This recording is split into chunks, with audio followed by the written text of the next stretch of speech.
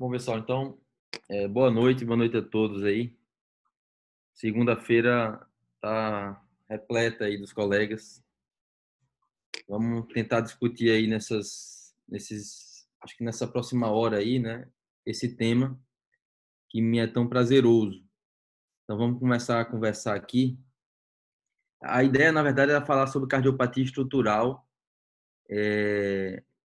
e aí a gente vai focar mais especificamente em TAV, né? Longe de mim querer esgotar o assunto de cardiopatia estrutural, é impossível. Acho que até para a TAV também é impossível. Então, assim, quais são as intervenções em cardiopatia estrutural, né? Então, aqui eu trago algumas que a gente fez aqui em Salvador recentemente. Então, são intervenções por catéter na estrutura do coração, né? Digamos assim. Então, a gente vê uma TAV, uma coarctação de aorta, válvula tricúspide, FOP, CIA, apêndice atrial esquerdo e a clássica valvoplastia mitral por balão. Então, é quando o intervencionista ele atua no coração não para tratar coronário, mas para tratar defeitos estruturais cardíacos. E aí são exemplos de procedimentos feitos aqui na nossa cidade. Isso é uma área da minha especialidade, né, que vem despontando muito, assim. Eu acho que não só da cardiologia intervencionista, mas da cardiologia de modo geral. Alguns chamam de revolução estrutural. E toda revolução tem um tripé. E eu vou começar com esse conceito. Na verdade, essa aula já dei ela algumas vezes, mas essa é uma parte nova. E toda revolução ela vem da tecnologia disruptiva, né? E disrupção é um ato de quebra ou descontinuação de um processo que já é bem estabelecido. Tecnologia disruptiva é quando um produto inovador surge causando efeitos de mudança e de ruptura nos padrões e modelos já estabelecidos. Então, a intervenção em cardiopatia estrutural vem nesse sentido, como uma tecnologia disruptiva, como é, por exemplo, o Netflix, né? Que acabou com a locadora de filme, por exemplo. O outro tripé é se essa tecnologia ela tem comprovada eficácia, né? Se é uma coisa sem comprovação de eficácia, não tem sentido ela ir para frente.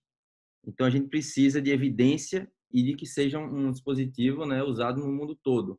Reprodutibilidade. A outra é que ela esteja em constante evolução. Então, tem uma tecnologia que quebra paradigmas, eu comprovo a eficácia dela e a gente continua a fazer coisas com essa tecnologia. Então, isso é bem interessante. Isso aconteceu com algumas intervenções estruturais clássicas, né? Então, todos aqui conhecem a valvoplastia mitral por catéter balão para tratar a estenose mitral reumática. Todos conhecem o fechamento percutâneo de CIA. Para essas patologias, estou vendo o Moza aí, a gente sabe que no início o único tratamento era cirúrgico, então tem um parente operado numa CIA ósseo secundo por cirurgia, isso hoje não se faz mais. Depois existia uma alternativa para o catéter, mas a cirurgia era o padrão ouro. Depois a cirurgia começou a ser usada apenas nos pacientes de baixo e intermediário risco. Mas quando o paciente era muito grave, a gente fazia valvoplastia mitral por balão ou fechava por catéter CIA. Depois começou a se fazer essas intervenções nos riscos moderados. E hoje a abordagem padrão é transcatéter, né? A gente sempre faz a valvoplastia mitral por balão, se tiver um score de Wilkins satisfatório. E se for uma CIA osteosecundo com bordas boas, o tratamento indicado é catéter. Então, a gente faz a cirurgia apenas se há contraindicação à terapia transcatéter. São dois exemplos clássicos de tratamentos estruturais que tiveram essa evolução. Hoje, a gente vai falar especificamente dessa tecnologia disruptiva, que é a TAV. E a gente vai abordar essas perguntas aqui nos próximos minutos. Por que eu devo indicar uma TAV? Para quem que eu indicava antes? Para quem é que eu indico agora? E para quem é que eu vou indicar amanhã? Quais são as evidências e se essas evidências mudaram as nossas diretrizes, as nossas guidelines, né?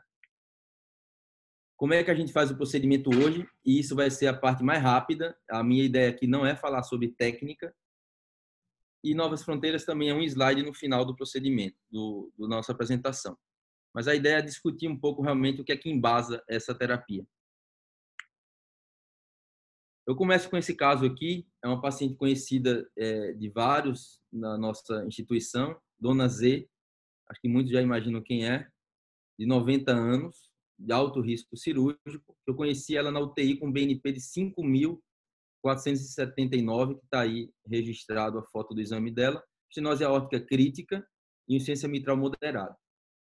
Era uma paciente que a família, rapidamente, essa paciente aí, a gente vê Laila do meu lado aí, e a família, e também a discussão clínica essa paciente tem 90 anos, ela já viveu tanto, para que fazer ela se submeter a um procedimento novo no coração a essa altura da vida, né?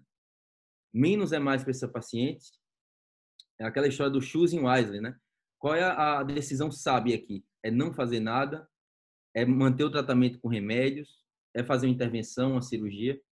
Então, é uma decisão muito difícil. Quando a gente conversa com a paciente, com os familiares e vai em frente, é muito difícil e isso precisa estar bem embasado. É isso que a gente vai tentar ver aqui nos próximos slides.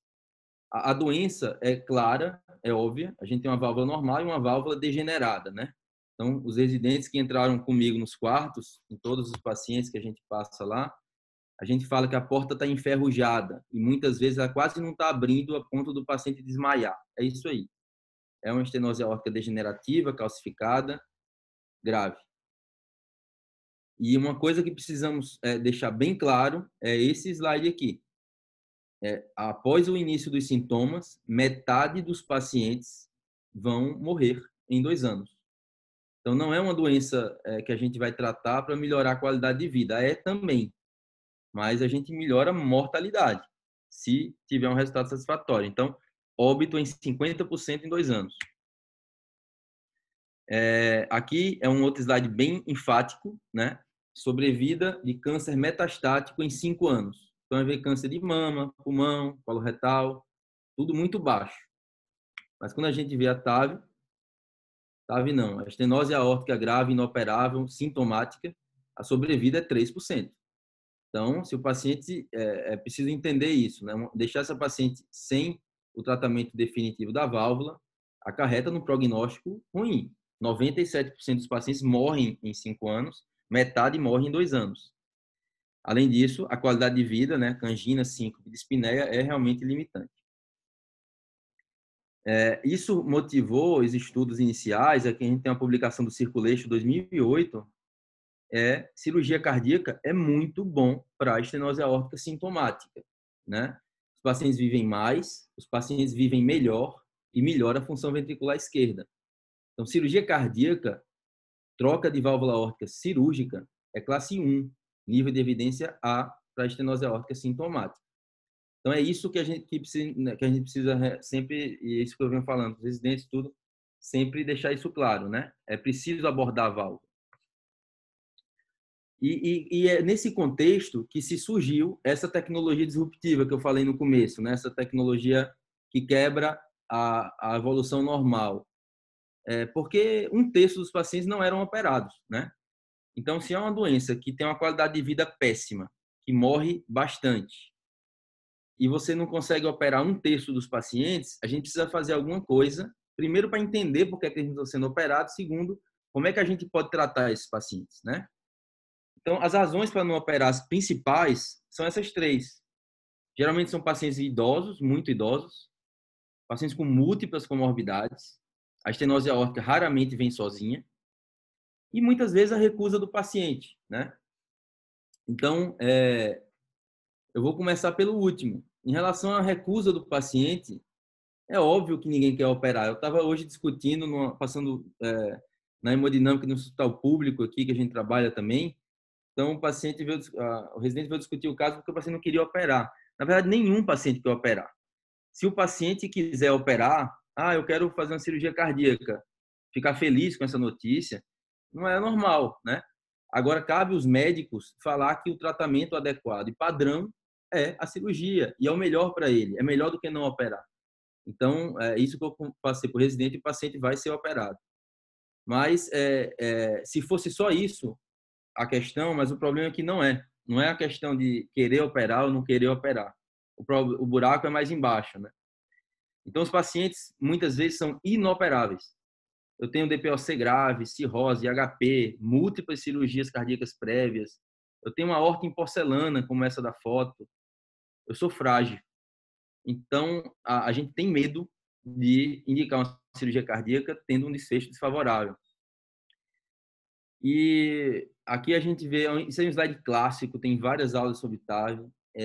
Paciente com mesma idade, mesmo Euriscore, STS, mas você vê que a paciente da esquerda vai bem e a paciente da direita não vai bem. Acho que todos aí concordariam em não mandar para cirurgia cardíaca a paciente da direita, frágil, magrinha. Então, é uma decisão delicada, apesar da gente já saber robustamente que deve ser operada, mas vamos operá-la? Então, será que eu não vou abreviar a vida dela ao operá-la? Então, é essa a insegurança. Isso que motivou, e isso aí a gente faz para contextualizar, né? Aqui a gente tem, não sei se Nery está aí, mas Nery gosta bastante de história. A gente tem os rascunhos do Cribier. Cribier foi o médico, vocês vão ver no próximo slide, que fez a primeira TAV no mundo. Então, ele fez um rascunho no papel, e aí vocês veem ele pensando em fazer um tratamento transcatéter da válvula aórtica. E, graças a Deus, 12 anos depois, ele fez o primeiro paciente em 2002. Ou seja, na medicina isso é muito novo, né? A gente está em 2020, fazem 18 anos que foi feito o primeiro procedimento desse no mundo. Então, realmente é muito novo. Esse foi publicado no Circulation e ele falou que o implante não cirúrgico de uma prótese transcatéter foi bem sucedido no pequeno e médio segmento, com melhora clínica e hemodinâmica. Então, foi feito o primeiro paciente de altíssimo risco, inoperável e com sucesso. Isso motivou a fazer os demais estudos. Mas também, já nessa primeira experiência, vieram uma série de perguntas, uma série de preocupações, uma série de problemas. Será que colocar essa válvula na aorta dá AVC? Eu posso romper a aorta? Eu posso ocluir coronária? Dá problema na mitral? Leak paravalvar? Complicação vascular? Então, esse é um slide do Martin Lyon, está aí embaixo a referência. Ele fala, vocês são loucos de levar esse projeto para frente. Provavelmente vai falhar.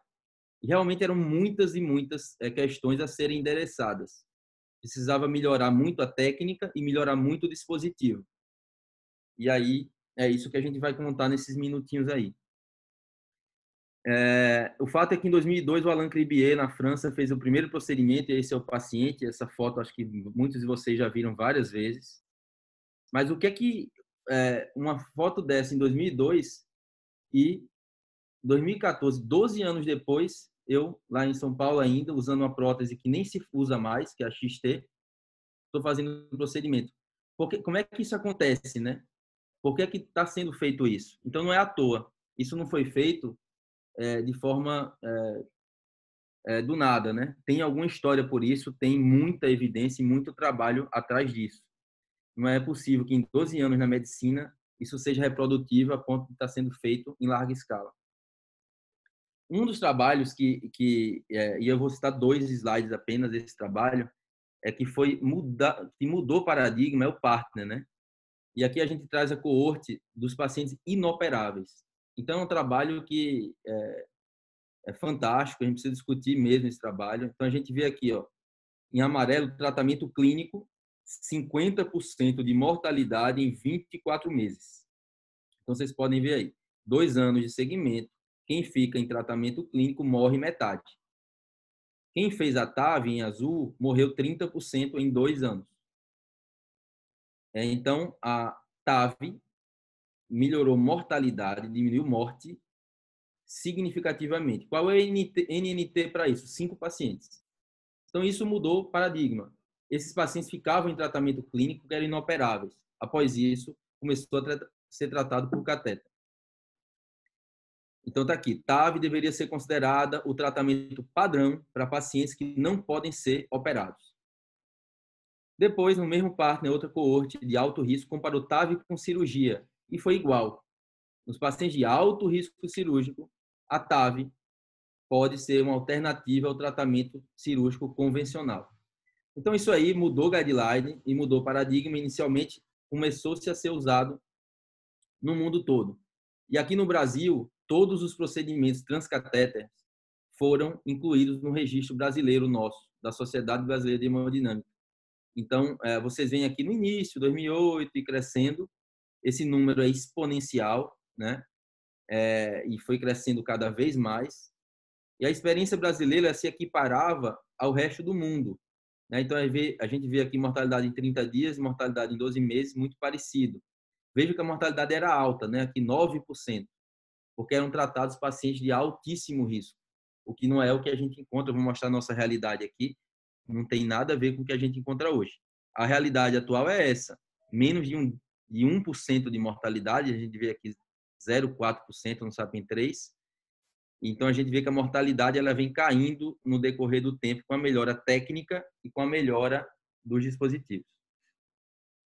Então, nesse momento, e no início da terapia, eu estou colocando em 2015, foi uma outra aula que eu dei, tinham pacientes que o tratamento era fútil realmente, eram pacientes que eram muito sintomáticos por outras doenças que a TAV não ajudaria, mas um paciente que era inoperável, a TAV é preferida, não tinha dúvida após os estudos partner. No alto risco, a TAV é uma alternativa à cirurgia. No baixo risco, o tratamento cirúrgico é o recomendado, né? Pelo menos até 2015. E havia uma dúvida se a gente poderia progredir. Podemos fazer intervenção transcatéter da válvula aórtica em pacientes com risco moderado, né? Que é a nossa realidade hoje. Então, a gente viu que o device melhorou. Esse foi o que eu coloquei no passado. Agora a gente está colocando a SAPIEN 3. Veja o tamanho do introdutor, era um bem grandão, de 24 frentes. Eu cheguei a colocar esses introdutores, agora 14 frentes, ou seja, é muito menor. E tem essa saia aqui que diminui o líquido periprotético. Então, o device melhorou. Então, é esse slide apenas. A gente vê o Partner 2, comparando a TAV no risco moderado, com os dois tipos de prótese, né? A autoexpansível e a balão expansível, e a gente vê a equivalência dos tratamentos. A gente vê também que na coorte transfemoral, onde você fez a implante da TAV igual a um cateterismo, né, por catéter, a TAV foi melhor que a cirurgia. Você vê a curva azul bem separada da curva vermelha, né? Com intervalo de confiança próximo do 1, mas com uma tendência bem grande de, de melhora, né? Então, a pergunta é, com esses estudos, ocorreu mudança nas nossas diretrizes? A gente mudou nossa prática médica? Mudou, né? Então, a gente tem vários clínicos aí escutando e nós todos também. A gente não fazia isso no passado e agora faz. Então, vejam, o risco cirúrgico inoperável é TAV classe 1, diretriz americana da cardiologia. No alto risco cirúrgico é TAV é classe 1 e cirurgia classe 1. No risco moderado, cirurgia classe 1, TAV é classe 2A, ou seja, pode ser feita. E no baixo risco ainda é classe 1. Ok, mas no Brasil, a gente atualizou nossas diretrizes? A gente atualizou sim, né? Então, está aqui as diretrizes da SBC. Novamente, classe 1A, 1A, 2A. Riscos alto, intermediário e inoperáveis. Tanto na brasileira, quanto na americana e na europeia. Então, a gente tem atualização e mudança de guideline, né? Então, são estudos realmente relevantes. Ok. Isso a gente viu, então, por que a gente faz. A gente começou a ver um pouco das evidências, mas aí eu vou falar um pouquinho do futuro. Eu acho que a gente vive, o futuro ele chega tão rápido para todos nós, né? Então, vamos para frente. Há uns 3 anos atrás, estava chegando aqui em Salvador, na verdade, eu fiz esse meu primeiro caso de TAV aqui. Na verdade, eu estava ainda na transição São Paulo-Salvador, mas foi a primeira TAV que eu fiz em outro hospital, 74 anos, um STS de 2%. Então, minha primeira TAV aqui na cidade foi um paciente de baixo risco. Não tinha indicação de fazer, né? Então, óbvio que na primeira consulta, a gente contraindicou o procedimento. E o paciente tinha um transtorno psiquiátrico grave. A gente teve um parecer de 2 psiquiatras, de cardiologistas, e a ideia realmente foi uma recusa cirúrgica muito grande e a gente precisou tratar esse paciente transcatéter por esse motivo. Mas será que, e nesse momento, a gente não tinha a evidência que a gente tem hoje, que é a que eu vou mostrar para vocês aqui agora.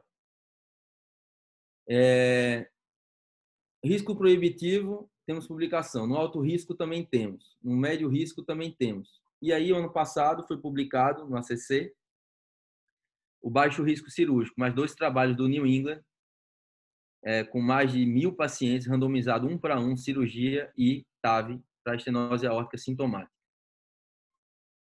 E o resultado foi esse aqui. TAV, cirurgia em 1 ano, morte, AVC ou hospitalização, 15%. TAV, metade, 8,5%. Então, a TAV foi não inferior ao tratamento cirúrgico para os pacientes de baixo risco, o que foi uma surpresa. Mas mais surpreendente ainda foi o desempenho em termos de superioridade. Então, no estudo Partner 3, a TAV foi superior à cirurgia. Então, em termos desse desfecho composto de morte, AVC e rehospitalização. A outra prótese, que é a autoexpansível, que são as 2 próteses mais usadas atualmente, também é um desfecho de 1 ano, porém aqui é um desfecho mais duro, de morte e AVC. E a gente viu que no baixo risco temos também um valor, uma curva nitidamente inferior, TAV em amarelo, cirurgia em azul, e a gente vê que TAV e cirurgia foram equivalentes, ou seja, TAV foi não inferior à cirurgia em 1 ano, no paciente de baixo risco cirúrgico.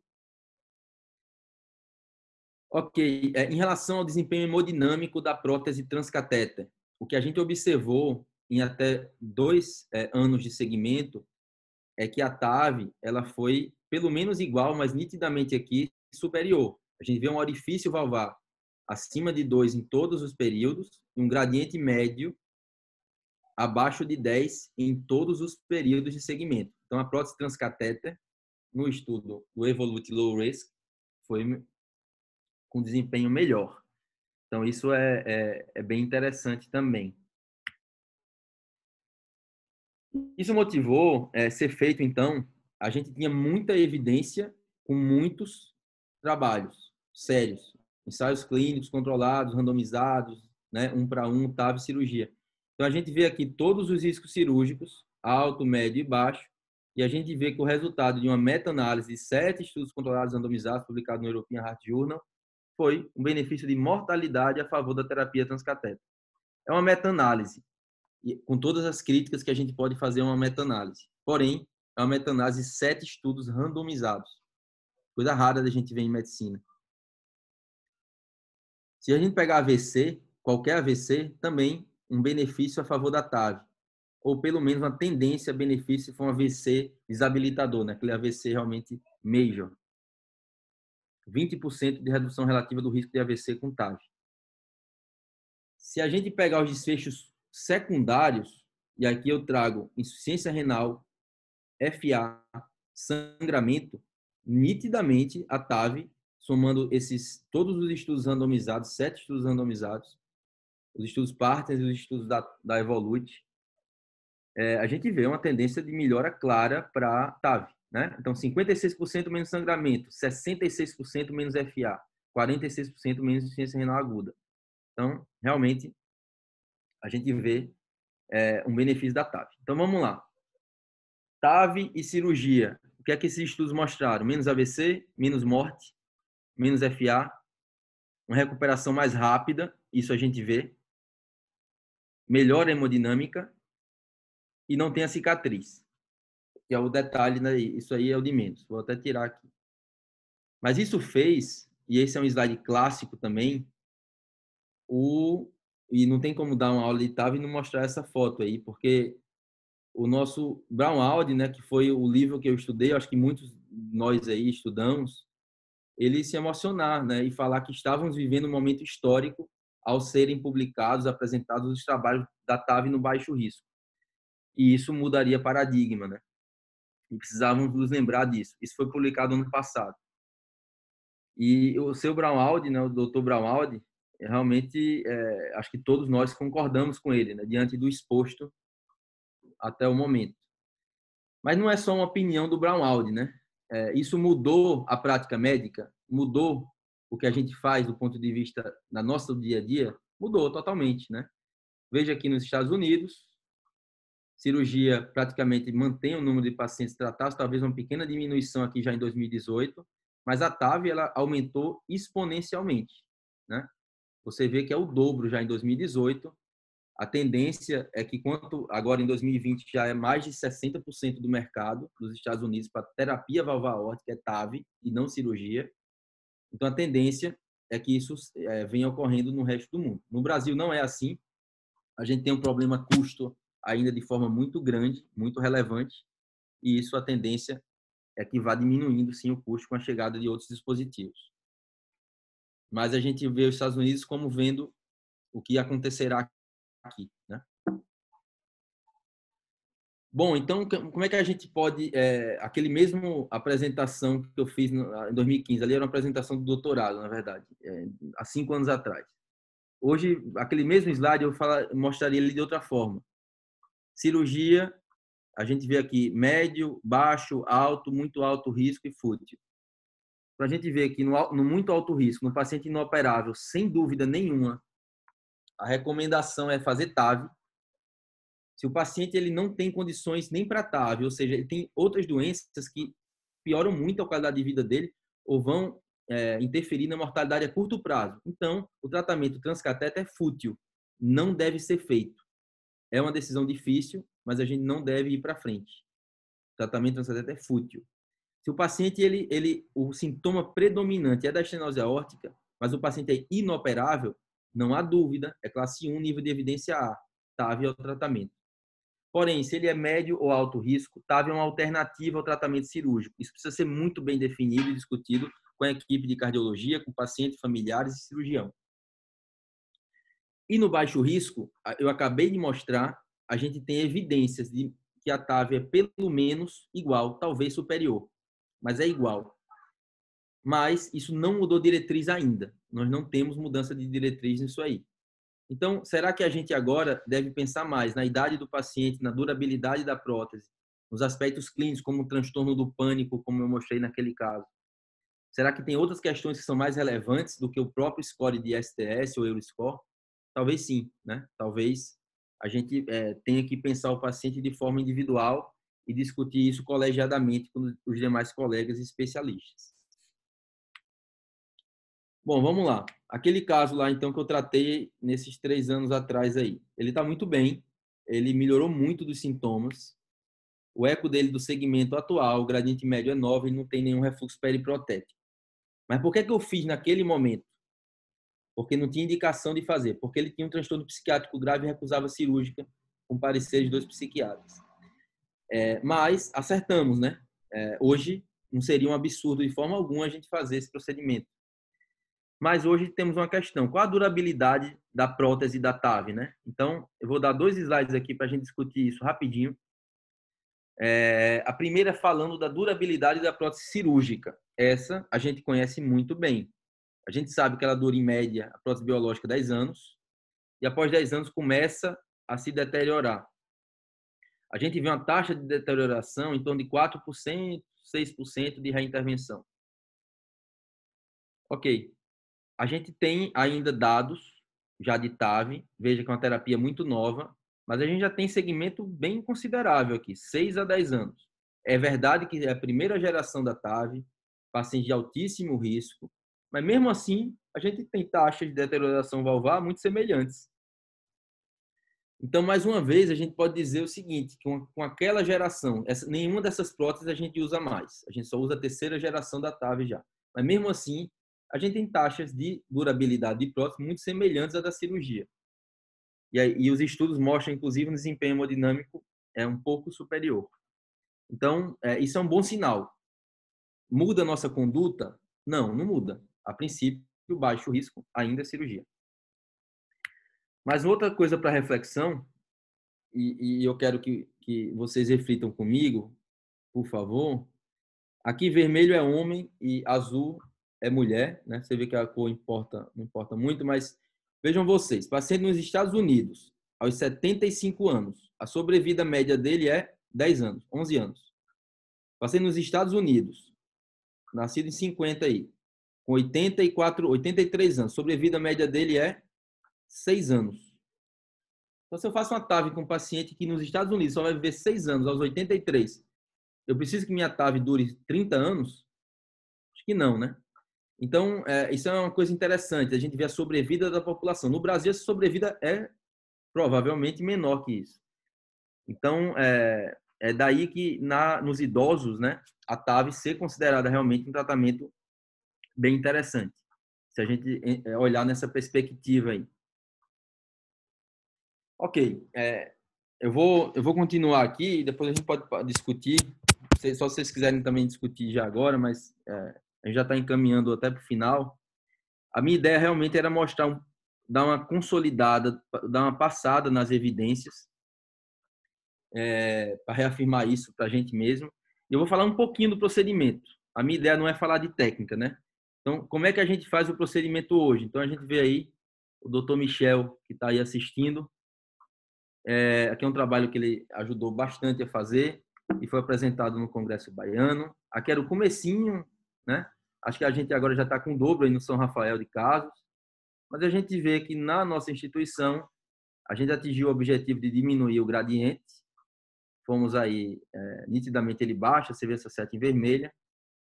Na experiência inicial, 0 de mortalidade, 0 de AVC, 0 de complicação vascular maior. Um paciente tinha precisado de marca-passo definitivo. Agora a gente tem um dobro, a gente tem uma alteração desses índices aí. A gente já desde o começo, na experiência do São Rafael, começou a fazer anestesia local e sedação ao invés de anestesia geral, quase 78% dos pacientes.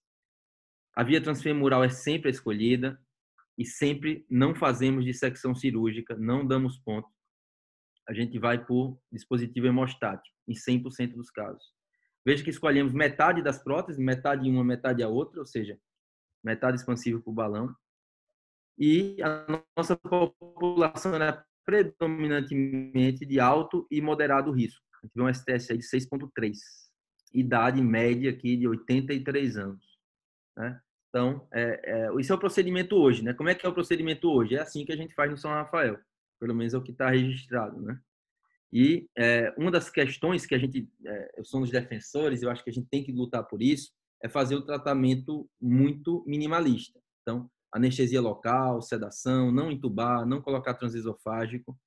Isso é respaldado bastante na literatura. Eu coloco aqui 2 publicações do GEC, mostrando que fazer essa estratégia com local e sedação, a gente diminui risco de complicação, diminui tempo de internação em UTI e diminui morte em 30 dias.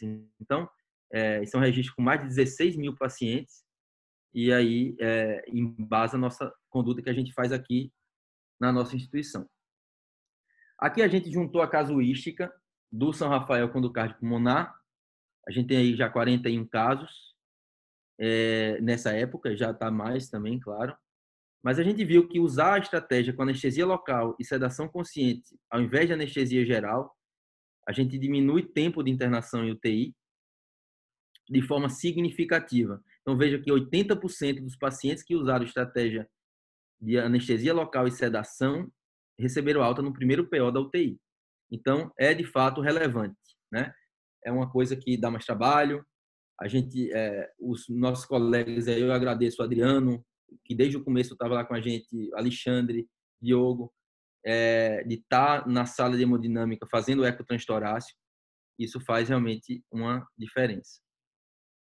Para falar rapidamente da importância desse exame aí que vocês estão vendo, que é a angiotomografia, então, se a gente for escolher um fato do procedimento TAV, a tomografia é o principal deles. Muito por causa disso que vocês estão vendo aí. Então, é uma estrutura tridimensional, de difícil avaliação em exames bidimensionais como o eco, por exemplo. Que a gente precisa fazer uma série de medidas e isso vai impactar no desfecho do paciente. Isso aqui foi uma aula que a gente deu em 2016 e se tem um segredo que a gente vai falar de fazer a TAV é fazer isso aqui, o oversize da prótese, né? Então a gente precisa superdimensionar a prótese. A gente não dá ponto na aorta, a gente não dá ponto na prótese. Então, eu preciso colocar uma coisa maior do que a estrutura. E se eu colocar uma muito grande, eu diminuo o líquido paravalvar e melhoro a hemodinâmica da prótese. Porém, se eu colocar grande demais, eu posso romper o ânulo aórtico, eu posso dar mais marca-passo, eu posso ocluir coronária, eu posso dar injúria vascular, porque o introdutor vai ser maior. Então, o segredo de fazer uma TAV é pesar isso aí, o quanto eu vou superdimensionar. E a tomografia é fundamental, né? Então, eu brinco que eu passo mais tempo analisando a tomografia do que fazendo o procedimento. Isso não tenha dúvida. A tomografia é realmente o nosso mapa aí. Então, aqui é só para exemplificar, a gente tem as duas principais próteses são essas, a gente tem mais no mercado hoje. A gente tem uma série de parâmetros para escolher os diversos tipos de prótese. Veja que se eu colocar a 29, ela é bem diferente da 20. E aqui no São Rafael a gente já colocou todas. Então, veja que cada paciente tem sua especificidade. Aqui, da mesma forma, já colocamos todas aí no São Rafael. Veja que há uma variação. Então, cada tomografia, cada paciente faz com que a gente escolha um tipo de prova. Aí, eu trago só esse dado aqui. Hoje a gente discutiu isso, não sei se o Alexandre está aí. É um paciente que tem aquela estenose low flow, low gradient, né? Estenose moderada, a gente não sabe se é grave. E aí a tomografia ajuda a gente até com o diagnóstico, né? Veja, se uma paciente dessa tem essa válvula aórtica que vocês estão vendo aqui, uma pedra de cálcio, 5.600 de score de válvula aórtica, é muito provável que ela tenha estenose aórtica crítica, que ela vá se beneficiar de uma cirurgia ou de um tratamento transcatéter. Então, o score de cálcio valvar é sim uma das coisas que ajudam a gente no diagnóstico. Então, para vocês entenderem o que a gente passa, aqui é um outro parâmetro que a gente vê na tomografia. Então, vejam vocês aqui, uma coronária de 10 milímetros baixa, um seio aórtico pequeno. Então, aqui é um slide para avaliar o risco de oclusão coronariana. Então, todo procedimento que a gente faz, a gente coloca nesse slide aqui. Então, veja, esse paciente aqui, ele tem uma coronária baixa e um seio pequeno. Há uma chance potencial de ocluir coronária. É frequente? Não, é raríssimo, mas pode ocorrer. Então, se pode ocorrer, seguro morreu de velho, né? E a gente vai proteger. Então, a gente coloca um guia, coloca um stent dentro da coronária, um balão. E caso oclua a coronária, a gente vai tratar essa oclusão colocando o stent no tronco da coronária esquerda. Nesse caso, não precisou. A gente retirou o guia, retirou o material e a paciente ficou com a coronária aberta e ficou bem. Não ocluiu a coronária de forma alguma. A maioria dos pacientes não é nesse padrão, tem coronárias altas e seio largos. Mas a gente tem que estar atento para esses casos e evitar e se proteger se a complicação ocorrer, né? O outro ponto e último é o acesso vascular, né? Então, mais uma vez, a tomografia é fundamental. A gente não abre mão de fazer esse procedimento sem uma tomografia. Por uma questão muito simples, né? Vejam vocês esse caso aqui, né? Conheço o paciente antes de tocá-lo. Aqui à esquerda, no canto inferior à esquerda, veja como é que é a ilíaca esquerda do paciente. Praticamente um ângulo agudo aí. E a direita é excelente. Então, eu vou colocar a prótese por que local? Pela direita. Ela vai bem. Como vocês podem ver aí. Aqui foi uma Lotus, que nem está mais no mercado, inclusive.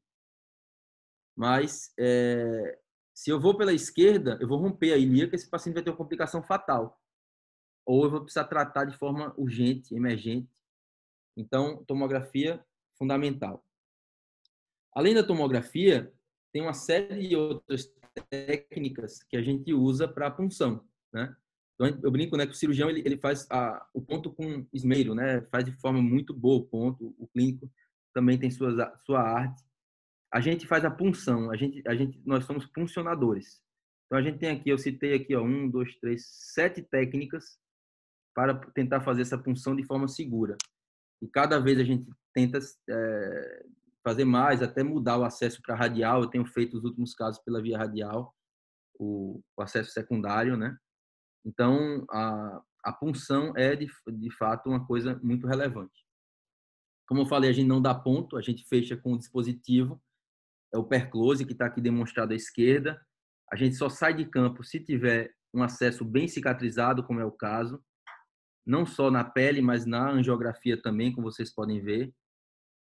Esse é o resultado da pele. Mas a gente, como tudo na vida, né, existem as complicações. Então, aqui é um caso antigo, a gente não teve uma complicação desse porte no São Rafael, a gente precisou fazer intervenção com balão uma vez. Mas aqui é o caso que o paciente ficou com a femoral subocluída, ficou mal, com um sofrimento isquêmico agudo na perna, né? E aí, nós não dá para fazer um procedimento desse sem estar preparado e habituado a fazer intervenção vascular periférica. Então, nesse caso, a gente precisou colocar um stent aqui na artéria femoral comum. Foi colocado, essa paciente faz tempo, ainda tem um segmento dela, ela está bem. Isso foi em 2015, mais ou menos, já está mais de 5 anos aí, e está bem, né? Mas para mostrar que complicações acontecem, né? Não existe nada isento de risco, temos que estar preparados e para tratar e para preveni-las, né? Bom, então a gente vai acabar essa discussão, tentei fazer, é impossível falar sobre TAV aí, né, num tempo curto, mas da forma mais objetiva possível. Eu falo aqui, acabo falando das novas fronteiras, né? Na verdade, as novas fronteiras elas já estão aí. O São Rafael, ele tá bem atuante, na verdade, nessas novas fronteiras. A gente fez no ano passado, né, esse caso de insuficiência aórtica pura, paciente sem nenhum cálcio na válvula aórtica. Era um médico, pai de médico, colega nosso do hospital. Vocês veem no eco aqui, o eco do Dr. Alexandre, com insuficiência aórtica grave. A ortografia com insuficiência aórtica grave. Essa aqui eu tirei da chefa aí, esse vermelho acho que foi ela que fez, mas está bem significativo. E aqui o resultado final com um tratamento de uma insuficiência aórtica pura. É raríssimo isso. Nós fizemos aí no São Rafael. O outro é o tratamento de uma válvula aórtica bicúspide, né? Também esses dois pacientes a gente insistiu, indicou, conversou para cirurgia, né? Mas era um paciente de alto risco e foram para terapia transcatéter e topamos fazer, fizemos e graças a Deus estão bem, com bom resultado. Aí uma válvula aórtica bicúspide na tomografia, bem demonstrada, a gente fez o tratamento transcatéter, também um tratamento desafiador. Aqui, mais recentemente, acabei de fazer, faz uns 2 meses esse caso, é um caso que a gente tratou no hospital público, uma prótese tricúspide em um paciente reumático, né? Uma prótese degenerada, com gradiente médio de 20 e com insuficiência tricúspide importante. Fizemos o tratamento transcatéter dessa prótese tricúspide degenerada e a gente vê o resultado final aqui à direita, com um gradiente médio de 1, então foi de 20 para 1, e uma ausência de regurgitação tricúspide, paciente com insuficiência cardíaca direita. Esse caso foi aceito para apresentar no TVT, que é um dos maiores congressos de válvula do mundo aí. Esse ano vai ser online, né? Então, a gente vai apresentar daqui. Bom, então, concluindo, com isso que eu falei aí, então, eu concluo dizendo que estenose aórtica é uma doença de alta mortalidade, quando sintomática. Isso, pelo menos, é o que a gente tem de conhecimento hoje. Amanhã, Márcia e o pessoal, a gente vai discutir cirurgia cardíaca na estenose aórtica assintomática. Então, vamos ver como é que vai ser esse artigo. Mas o conhecimento atual é que o problema são os pacientes sintomáticos, né? Deixa eu só... E TAV é um procedimento do presente, é óbvio, né? A gente vem fazendo isso com certa frequência. As complicações existem, precisamos preveni-las, precisamos estar preparados para tratá-las. Mas elas vêm caindo, né? Não há dúvida, mesmo nos estudos quanto na prática clínica, da queda exponencial, né? A gente tem resultados de marca-passo vascular AVC cada vez menor. A TAV hoje, pelas nossas diretrizes brasileiras, europeias e americanas, é reservada para pacientes inoperáveis, de alto risco e de intermediário risco. E não no baixo risco, a gente viu 2 estudos que fizeram o Braunwald lá comentar, mas isso não mudou a diretriz ainda. Provavelmente deve mudar, mas não está autorizado ainda. Mas o que a gente vê é que hoje a gente deve levar mais em consideração a peculiaridade, a característica clínica e anatômica de cada paciente, né? Então, acho que o Luciano, ele tratou semana passada, um paciente que a gente tinha contraindicado o MitraClip pelas características anatômicas do paciente e ele foi para a cirurgia, né? Mesmo sendo alto risco e um paciente muito idoso. Então, existem características que não são favoráveis ao tratamento percutâneo, são ruins. Então, não devemos fazer, né? E clínicas também. Então, isso é muito mais interessante, eu acho, a conversa colegiada com todos os players, né, todos os profissionais, do que se basear apenas no score de risco, no STS, Euriscore, coisas que o valem. Aqui vai sem música. Aqui é a nossa paciente, que 90 anos, Dona Z, já tem 18 meses pós-TAV. Essa foto eu recebi ontem. Ela com máscara, porque está passando pela pandemia. Aí você vê que normalmente ela é bem animada, né? Então a gente está em época de São João. Não sei se vocês estão escutando aí, mas ela está dançando aí. Você vê que o Mick Jagger também, no segundo dia pós-TAV, ele já fez uma dancinha, sei lá, nos dias pós-TAV. Ela dança o forró, que nós estamos no Nordeste, né? É isso aí. Agradecer vocês aí pela atenção, pela paciência. Vamos discutir um pouquinho aí.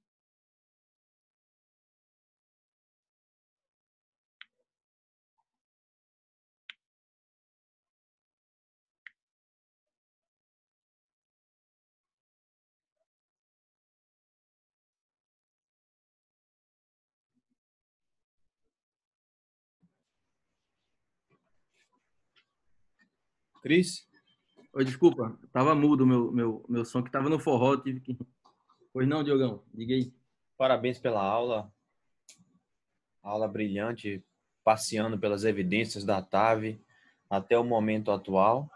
A impressão que você deu é que, falando de estenose aórtica pura, é questão de tempo para a cirurgia ser um tratamento de exceção, inclusive no baixo risco. Eu queria te perguntar se as evidências construídas para a TAV com acesso femoral nos passam bastante tranquilidade. Mas naqueles pacientes que têm a via femoral não disponível, se você, com tranquilidade, também nos permite ter confiança nos resultados deste trabalho, nos diversos cenários de risco cirúrgico. Uhum. Uma pergunta bem interessante e provocativa, Diogo. Eu vou pedir, deixa eu ver aqui. Enquanto você vai falando aqui, o estudo Partner 2 chegou a incluir bastante paciente pelas vias transapical e transfemoral. E o que se observou foi que a via transfemoral ela foi muito melhor do que a via transapical. Ou seja, a via transapical impactou em prognóstico, foi pior. Então, o que aconteceu nos Estados Unidos e no mundo, e na Europa também, foi que a via transapical ela veio caindo. Então, em 2015, 2018, desculpa, acho que era menos de 10% das TAVs eram por via transapical, e no começo da experiência com TAV era meio a meio, 50% transapical, 50% transfemoral. Hoje, eu arrisco falar que deve estar em menos de 2% pela via transapical e 98% pela via transfemoral, ou seja, por punção. Se o paciente não tem um acesso transfemoral, ou seja, não dá para fazer uma intervenção periférica para tratar e ter o acesso transfemoral, existem outras vias alternativas. São elas a subclave esquerda, o tronco braquiocefálico e a via transcarotídea. Ou, eu até conversei já com o Marco Guedes sobre esses acessos alternativos, cirúrgicos todos, o acesso aórtico direto também parece ser uma boa alternativa. Mas o que fica claro, pelos estudos e pela experiência também, é que se o procedimento pudesse ser feito pela via transfemoral, né? E aqui eu falo até não só por um hemodinamicista, mas também por um cirurgião experiente com a técnica transfemoral. Sim, que se faça pela via transfemoral, porque isso impacta em prognóstico. Tratar pela via transfemoral os pacientes impacta em prognóstico. Então, isso é a mensagem. Obrigado. Isso é mais uma pergunta. Endoprótese de aorta atrapalha muito vocês, Cris? Ilíaca, femoral? Então, a gente tem que ter muito cuidado, Diogo, mas eu já tive, né, eu já fui fazer em outro estado, como Proctor, em Pela, um paciente com endoprótese de aorta e prótese ilíaca bilateral, e eu passei o Impella, que tem um calibre até maior que uma TAV, por uma endoprótese. Mas o que a gente sabe é que não, é que é melhor que não, né? Porque você pode mover a prótese, né? A endoprótese, principalmente de ilíaca, de vasos menores. Mas já foi feito e caso a caso a gente pode fazer sim. Se analisar. Obrigado, meu amigo. Parabéns, viu? Nada, Diogão. Cris, é Alan. Fala, professor Alan. Mestre, eu vi que você deu uma aula fantástica, não pude pegar todos os detalhes que eu estou aqui na UCI, mas a parte que eu peguei aqui, eu vi realmente uma revisão histórica muito boa, um passeio absolutamente fantástico pelas evidências, e eu vi que você fez aí uma citação em relação aos pacientes com baixo fluxo e baixo gradiente.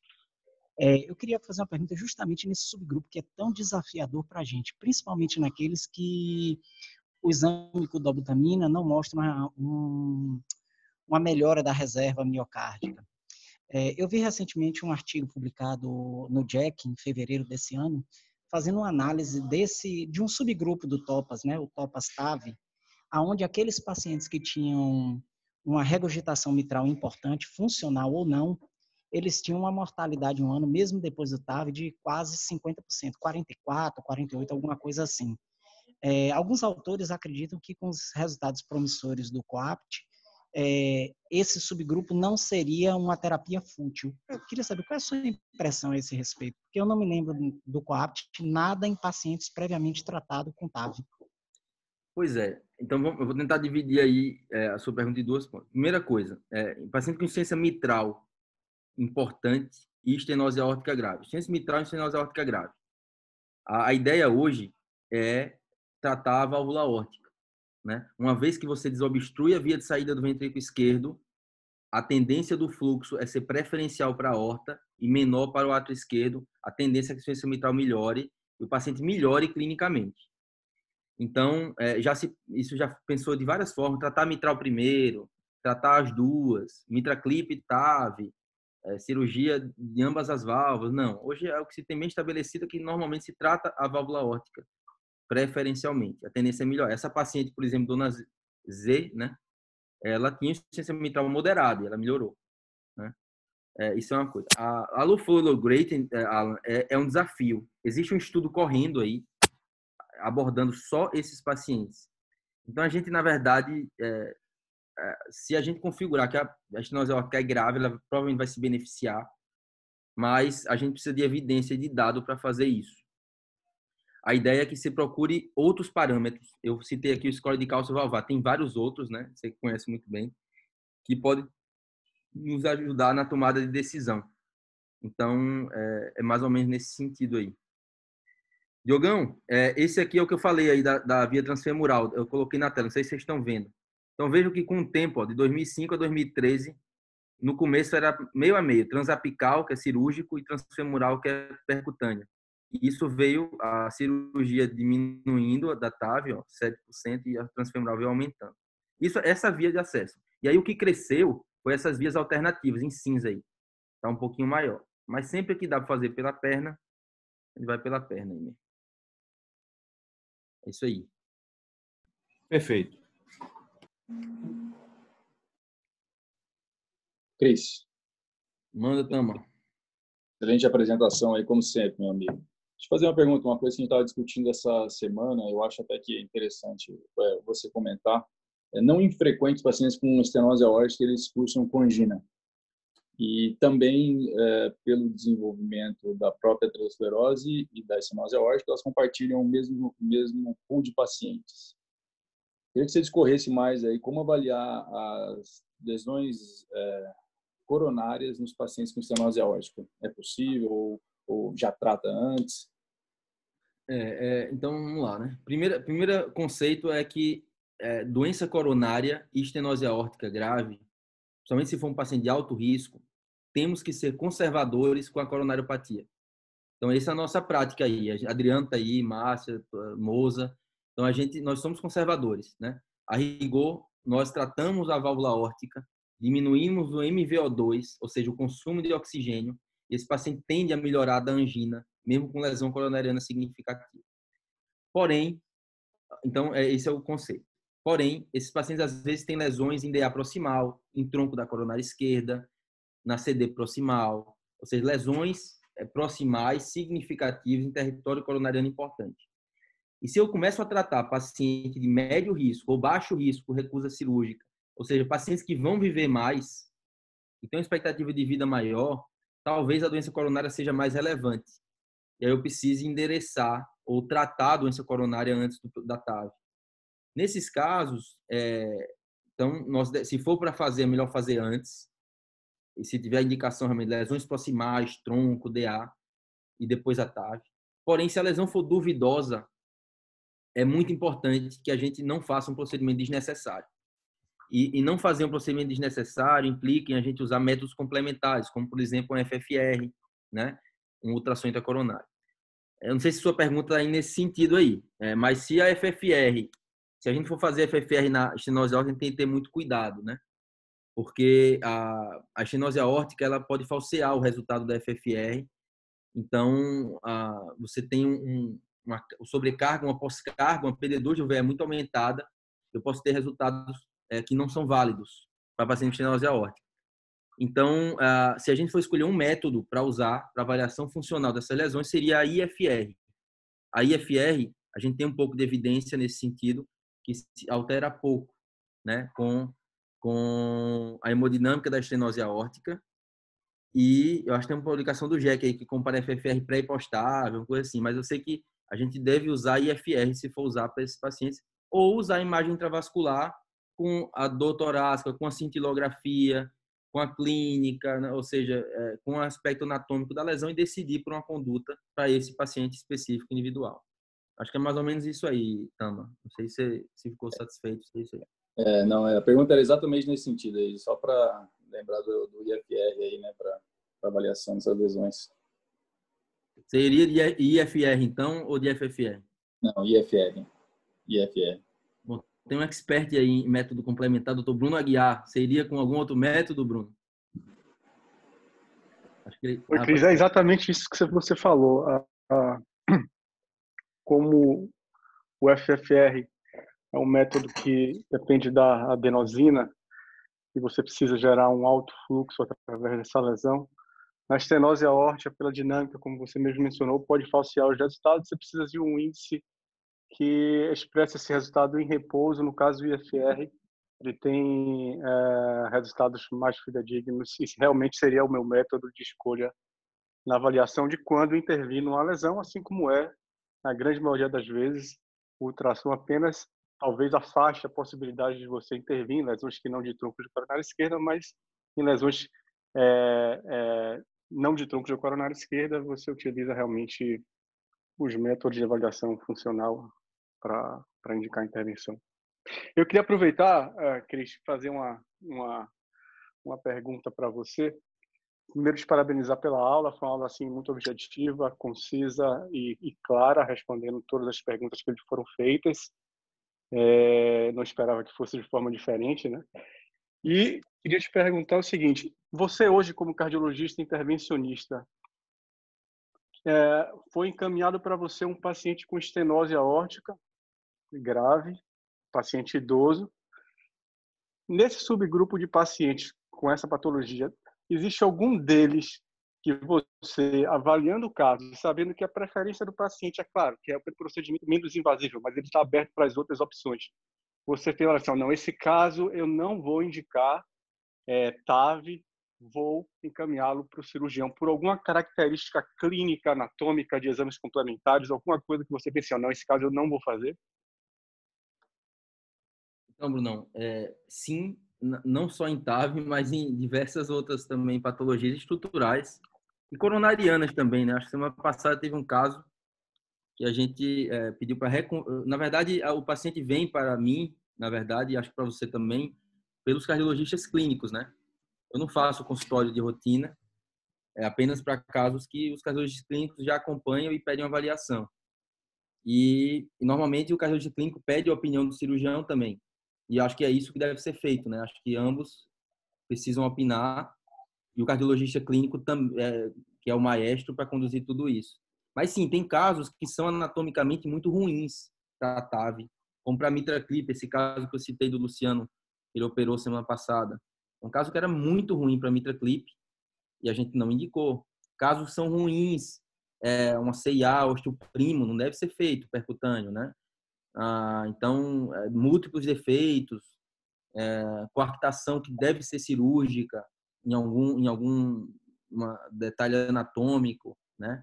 Então, eu acho que sim, cada vez mais eu acho que a decisão ela migra para aspectos clínicos e anatômicos e deixa mais de ser se é um alto risco cirúrgico. Só vai fazer transcatéter se não der para operar. Não. Acho que hoje a gente tem que avaliar a tomografia, avaliar aspectos clínicos, fazer uma visão global junto com o clínico, junto com o cirurgião e o intervencionista e a família e decidir em conjunto. Mas tem casos que é melhor bater o pé e não ir em frente porque não é o melhor tratamento.